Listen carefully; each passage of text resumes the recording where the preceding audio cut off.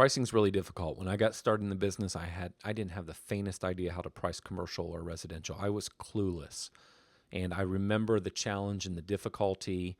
I remember struggling to figure it out. As I've matured in business and learned more, I often say that I do not like copying what other people are doing. I don't like copying their marketing. I don't like copying how they run their business. I don't like copying how they price. However, reality is when you don't know what you're doing, what else do you do? So let's talk about this from a realistic standpoint. What we're going to talk about, I'm going to use mowing as the example, but it could apply to lawn care, which is fertilization we control. It could apply to aeration and year-long ant treatments and pest control and irrigation, all these different services. But let's just use mowing as the example.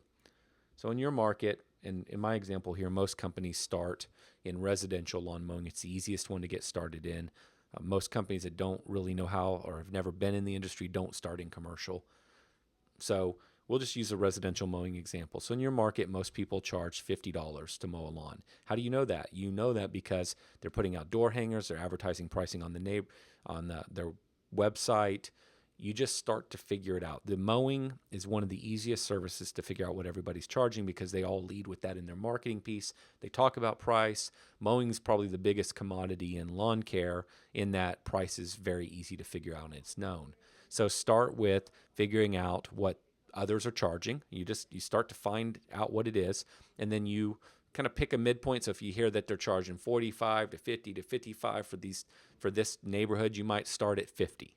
And it could be a big mistake, but that's where you start. And ideally, you're not signing contracts with the clients. You're just signing them up for lawn mowing and mowing the lawn. And if you get it wrong, you can raise their price or you can let them go as a client. Now, let's use the $50 example. You just pick $50. So, but you don't know if this is good. You copied your competition. So day one, you want to start doing this. Most companies don't do this, but it'll make all the difference. So when you get to the property, you write down the start time, and when you get done, you write down the stop time. So this job took 1.5 hours. 1.5. I don't know why it's doing that. 1.5 hours. So you get the idea. So how much does that mean you're making? So if you charge $50 and you spent 1.5 hours to do the job, you are making $33.33 an hour. And you may be happy with that. Maybe before you were making $40,000 a year at your job, which is the equivalent of $20 an hour. So $33 sounds great. Dilemma is, as your business matures and you need to hire people and buy equipment and have somebody in the office and then eventually hire an operations manager as you grow and grow, you need to have enough money built in here to pay for all that other stuff. In the beginning days, it all feels great and wonderful because, wow, you're making a lot of money because you have virtually no cost. But costs will go up as your business grows. But the point here, the real value of this is now you're starting to become aware of the relationship between time and the money earned. And so as you pay attention to this, you'll have a gut feeling on this job's good, that job's bad. Why did this job take longer than another? So let me give you an example. So you are out eyeballing properties and you get another lead and you price this job. The property is about the same size, so you price it at $50 as well. You track your start and end time, but the difference here is that it takes 2.5 hours. So this 2.5 hour job means you're making only $20 a man hour. So suddenly that doesn't feel so good because you had fuel and other expenses. Now, because you were tracking your time, and most people don't, you are now aware that something's different here. And so you start to analyze the job and you start to say, okay, why does this job take longer than another? And you start to think about the characteristics of the property. So at this property, they have a lot more trees. At this property, they have a terrace in the front, so that requires more time to get the mowers up there. And then when we go to the backyard, we have to go back to the front, ring the doorbell, wait for Miss Smith to open the back gate and let us in. Whereas at the other property, we can just get in and out of the gate ourselves because we have the gate code. And we also have to wait for her to put up the dogs. And at this yard, we have to bag it, whereas at another yard, we have to mulch it. And then when we're about to leave, she always comes out and she wants to chat for 5 or 10 minutes, and that's why it takes 2.5 hours. That awareness then tells you a couple of things. One, it tells you that just because a yard is the same size does not necessarily mean it's going to take the same amount of time.